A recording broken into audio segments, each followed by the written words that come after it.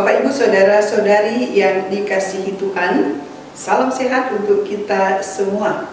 Jumpa lagi dalam renungan harian kita bersama saya, Suster Petronella Borokaro PSCC. Hari ini hari Selasa tanggal 24 September, Pekan Biasa ke-25. Bacaan Injil yang akan kita renungkan dari Injil Lukas bab 8 ayat 19 sampai ayat 21. Ibu dan saudara-saudara Yesus datang kepadanya, tetapi mereka tidak dapat mendekati dia oleh karena orang banyak. Orang memberitahukan kepadanya, ibumu dan saudara-saudaramu ada di luar dan ingin bertemu dengan engkau. Jawabnya kepada mereka, ibuku dan saudara-saudaraku ialah mereka yang mendengarkan firman Allah dan melakukannya. Demikianlah sabda Tuhan. Saudara-saudari yang dikasihi Tuhan, tema permenungan kita hari ini, ibuku dan saudara-saudaraku, mereka yang mendengarkan firman Allah dan melakukannya. Saudara-saudari, seorang anak laki-laki meminta ayahnya memecahkan sebuah teka-teki. Ia berkata demikian, ada 3 ekor katak sedang duduk di sebuah batang kayu. Seekor katak memutuskan untuk melompat turun. Berapa katak yang masih tinggal? Ayahnya menjawab, 2 tentu saja. Anak itu mengatakan, ayah salah. Ada 3 ekor katak yang tinggal. Katak yang satu itu hanya memutuskan untuk melompat, tapi ia belum melompat. Inilah pentingnya mendengarkan. Saudara-saudari, kualitas mendengar dipengaruhi oleh 3 faktor, yakni telinga, hati, dan pikiran. Kesatuan telinga, hati, dan pikiran dalam mendengarkan akan menjadikan kita orang yang menyenangkan, dipercaya oleh orang lain, dan berbagai hal positif lain bisa dirasakan oleh orang lain.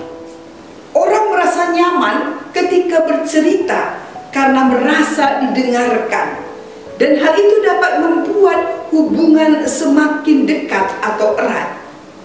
Mendengar menjadi aspek penting dalam sebuah relasi atau komunikasi, karena saat seseorang bersedia mendengarkan, pertama, ia sudah menyediakan waktu untuk orang lain.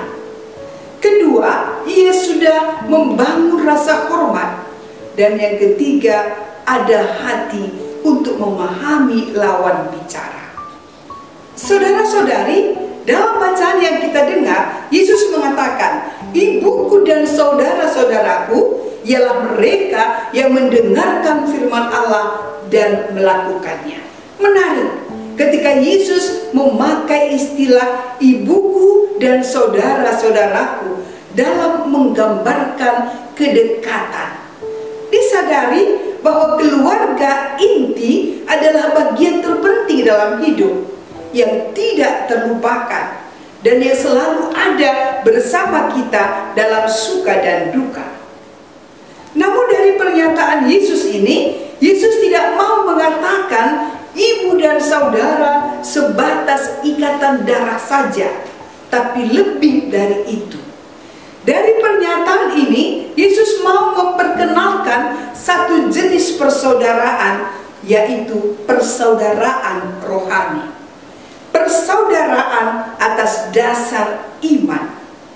Karena kita memiliki dasar iman yang sama, maka kita berkata seperti lagu ini. Dalam Yesus kita bersaudara, dalam Yesus kita bersaudara, dalam Yesus kita bersaudara, sekarang dan selamanya, dalam Yesus kita bersaudara. Yesus menegaskan bahwa setiap orang yang mendengarkan firman Allah dan menjalankan apa yang ditugaskan kepada mereka adalah saudara-saudarinya dan ibunya. Pernyataan Yesus ini kalau direfleksikan secara mendalam, mungkin bisa kita rasakan dan pahami maknanya. Karena ketika kita mendengarkan seseorang dengan hati dan pikiran, secara tidak langsung kita membiarkan diri kita dikuasai oleh orang itu. Maka ketika orang bercerita tentang kesedihannya dan menangis, kita juga bisa ikut menangis. Ketika dia bercerita dengan berkobar-kobar, kita juga ikut semangat. Di sini kepribadian orang itu sudah menyatu dengan kita, sudah menjadi persaudaraan. Demikian mereka yang mendengarkan Yesus merasakan bahwa Yesus ada dalam diri mereka. Yesus sungguh menyatu dan hidup dalam diri mereka. Saudara-saudari, kalau sudah menyatu, maka apa yang disampaikan lewat sabdanya akan dapat dilakukan.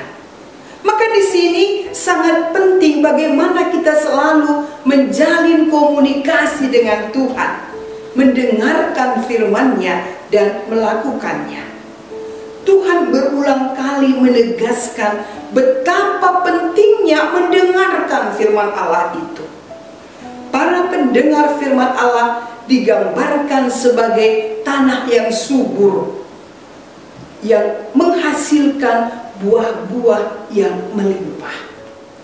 Juga digambarkan seperti pelita yang bercahaya, yang terlihat dan dapat dinikmati oleh banyak orang, yang membawa juga terang bagi banyak orang. Bagaimana caranya agar kita mampu mendengarkan suaranya? Ya, setiap hari mari kita mengambil waktu untuk merenungkan firman Tuhan, mendengarkan renungan, baca kitab suci, dan mencari kutipan yang menarik. Dan kita menjadikan firman Tuhan itu menjadi pedoman dan rambu-rambu dalam menjalani kehidupan kita setiap hari. Saudara-saudari yang terkasih, kalau kita sudah menghayati dan mengamalkan nilai-nilai firman Tuhan yang diajarkan kepada kita, maka kita semua akan layak menjadi saudara-saudari Yesus. Tuhan memberkati.